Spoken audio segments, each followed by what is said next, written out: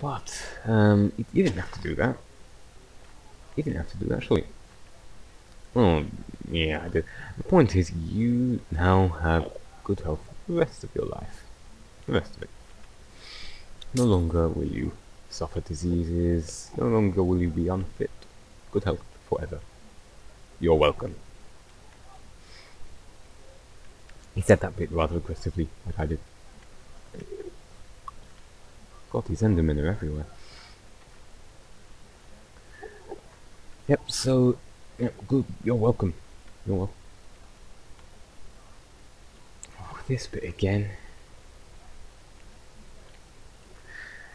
Now, he says, come with me. Nate takes him over to the center of the circle of stone, where he notices something that he hadn't noticed previously, a white stick poking up in the direct center of the circle. He hadn't noticed this before, as I mentioned. And he says, what is that? This, my friend, is a lever. When pulled, it will do something very dire. Very important, very dire. Very life-changing. Ooh, let me guess. He said, does it end the world? Mate, you aren't even close, he says. You aren't even close. Just ends humanity. Oh yeah, like that's not close.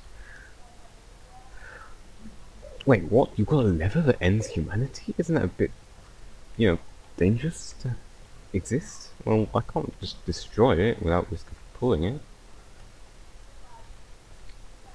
And they have some discussion on what actually constitutes pulling the lever, before Nate starts telling them about his previous kind of owner, so to speak. It was a man named Samuel. Very nice man, and he made the same basic first two wishes as our titular man, who I'm going to call Jake. And Nate gave Jake an idea in telling his story. Indeed, he told him that Samuel's final wish, his third wish, was for wisdom. I wish for wisdom, he had said.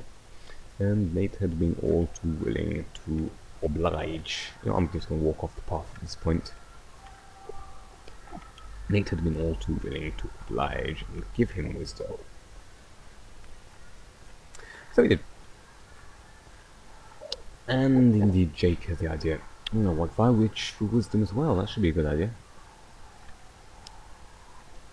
So he does, he wishes for wisdom, but he doesn't quite yet. Indeed, he stops for a moment and says, wait a minute, you said I've got to take a vow of responsibility. What is this vow? So you've been paying attention, says Nate. Indeed, the vow of responsibility requires you to, if you ever think it is deserved, if you ever think it is justified, you must come here immediately. Do not dally. Just come here immediately. And if you think it is deserved of humanity, if you think humanity deserves it, you will come here, no dallying, and you will pull that ever. No dallying. He emphasized this several more times before Jake said, yes, I get it, no dallying, I'm not going to dally. Whatever you mean by that. Oh, that's handy.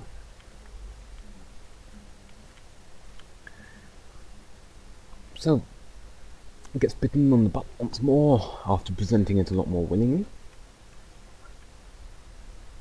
And he goes on his way. Back home, using his new increased health and wisdom to deduce the way back home. The way back to the town. He walked for quite a few hours, but with wisdom comes patience too. He used the ownership of his wishes to make a good life for himself. He quit his day job, realizing that his life was wasted, and took up writing books to help the less fortunate, I suppose. Verily he did this, and he made a name for himself, became quite well known around the world. bought himself an RV so he could live wherever he pleased. But he never stopped visiting Nate. He never stopped visiting his new friend Nate. Every year or so he would go back, give him updates on world affairs. Told him about that meteorite in Russia caused by some fool playing Spurb. Told him about Comet Ison and other interesting cosmological events. Indeed, he gave Nate a laptop so he could find things out on his own. But Nate over the years talked less and less to him. One time he failed to talk at all for several hours. And Jake goes to him, "Nate, you haven't been talking much. What's the matter?" "Well, I have quite a shocker to tell you. I have had a son." Now don't get me on about how I found a mate and all that. It's all very complicated. And I'd rather not talk about it. The point is, I have a son, and I would like you to meet Sammy. Oh, I know who you named that after. Yeah, I know you know. It's not funny. Point is, I'm gonna tell you the end of the story of Samuel. I'm gonna tell you the end of the story of Samuel. You see, after making the standard 3 wishes, he made a 4th wish. And for the 4th wish, there is only one thing you can wish for. There's no cost. That is the wish. The cost is the wish. Indeed, he made his final wish, and he wished for death. See, after something like 200 years of life, he had grown tired of it. He'd grown bored. He'd seen everything the world had to offer, and admittedly I never have. He'd seen no, and he decided to just end his life there and then. Might have been a wise decision, I don't know. Point is, I am in a similar situation. Jake, I have been here for thousands of years, quite literally. And I haven't been able to leave this circle ever. So I'd like you to go. I'd like you to go, and I'd like you to, in the end, kill me. But not yet, not yet. What I want you to do is I want you to take Sammy out and let him see the world with his own eyes. The world that I never got to see. Let him experience the world. Let him experience everything. My tongue is really dry right now. Let him experience everything. And I want you to come back in the end, and I want you to kill me. Now I don't want you to come in all torn, blazing, and run me over with your little RV or anything. I want a dignified death. I want you to come in and to slice my head off. As far as I'm aware, that's the only thing that actually works. I mean, I suppose crushing you would kill me, but he waffled on for a bit about the logistics of killing him, about the business of killing him rather, and this actually rambled on for quite a while. And eventually Jake stopped me. Wait, let's just stop that. Just stop this. Okay, I'm gonna come back and kill you though. Is there anything specific you want? Well, yeah. You see, I would have liked, you could chop my head off with an axe if you like, but I want something a bit more dignified than that. I want you to chop my head off with a sword. Yeah, okay, I can do that. Yeah, sure, why not? So, he goes out and takes Sammy. Both of them go out to see the world together. They go to Antarctica, they go to jungles and cities and more deserts. Essentially everything that Earth has to offer, they saw. Okay, this is scary right here. Everything Earth has to offer, they saw. They even stopped off in Japan so Jake could learn proper sword usage. Some martial art or another.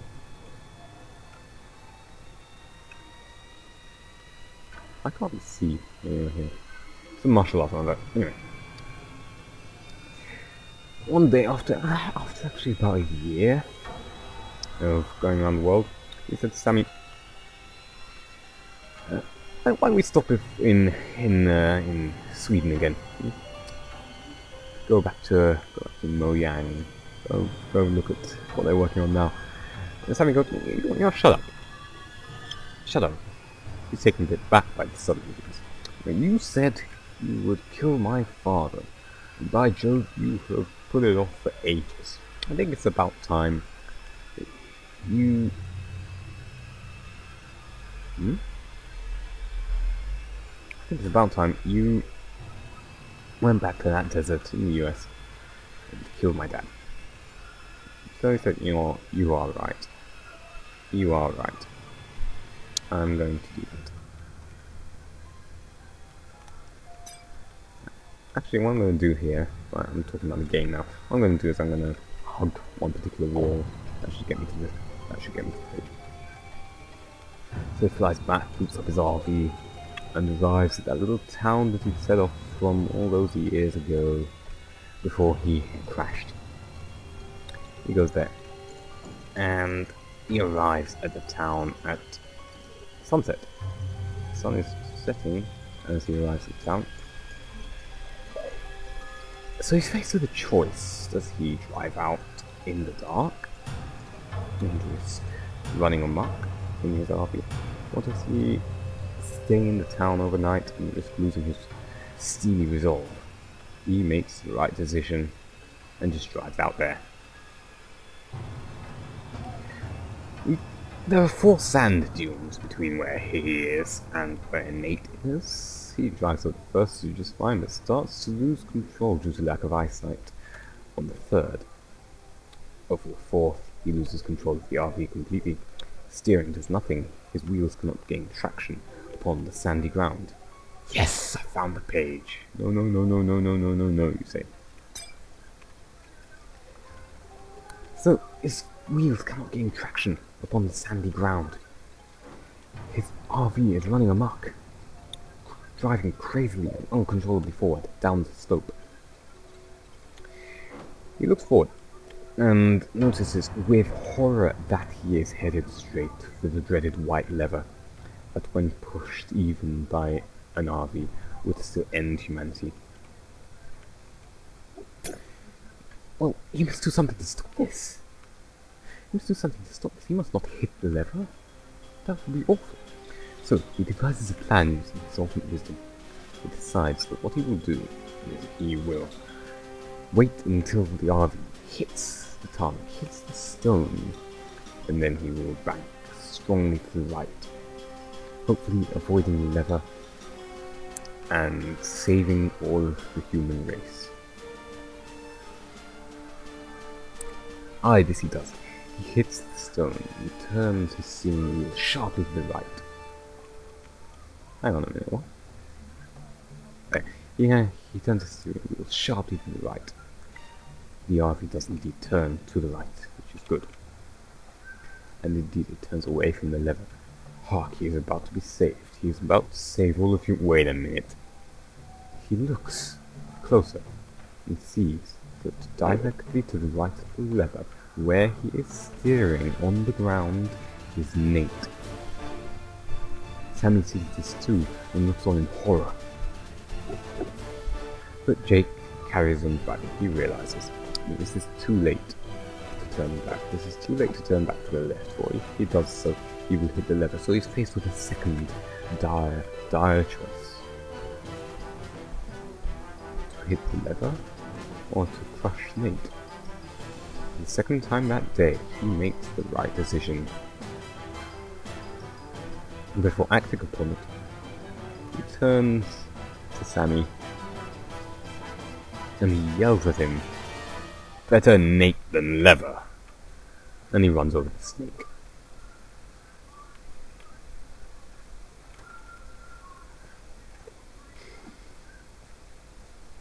I honestly didn't think I'd had enough time to say that.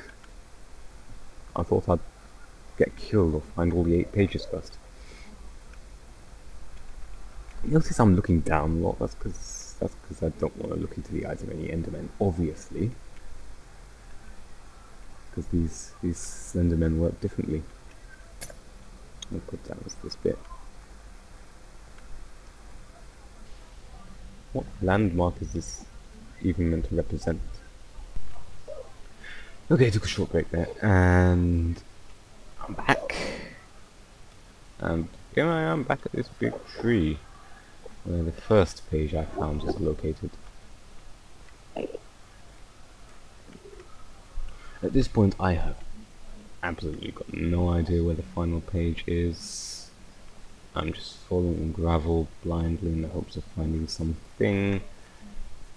And I think this bit here leads back to spawn, where I can exchange this latest page I've gotten for the Ghast tier, or key piece. Hang on a minute. What's that? My slowness ran out. Oh my god, this is so fast. Let me clarify this.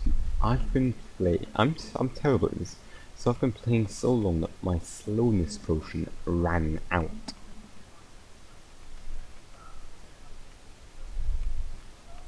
Hello, this must be where the final page is. Oh god. Always watches, no eyes. So I'm sure I've said better Nate than never in a previous video, and I haven't really had the time to explain, given the length of that story. I consider it less of a joke and more of a troll story. I advertise it to a joke and tell it to people for about 20 minutes. Literally what you heard was the abridged version. Oh, right, I'll trade here. Literally what you heard was the abridged version. I literally advertise it as a joke and tell it to people for about 20 minutes. And here we are. This is the end. One. Really. Keep game over. Did you really think I would let you win? Did you really think I would let you win? Oh, don't joke.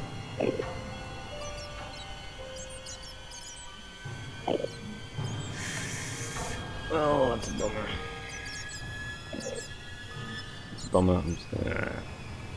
I'm just going to, as I did the first time I played Slender the Arrival, the beta, as I did the first time, I'm just going to admit defeat when trapped.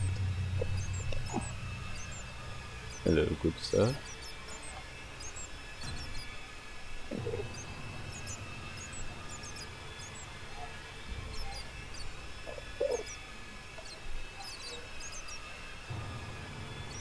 Yeah, I'm annoyed that Endermen aren't as sensitive to being looked at as you'd like. I think he's noticed me now. No, obviously he hasn't. Okay, just punch him. Oh, that was Slender.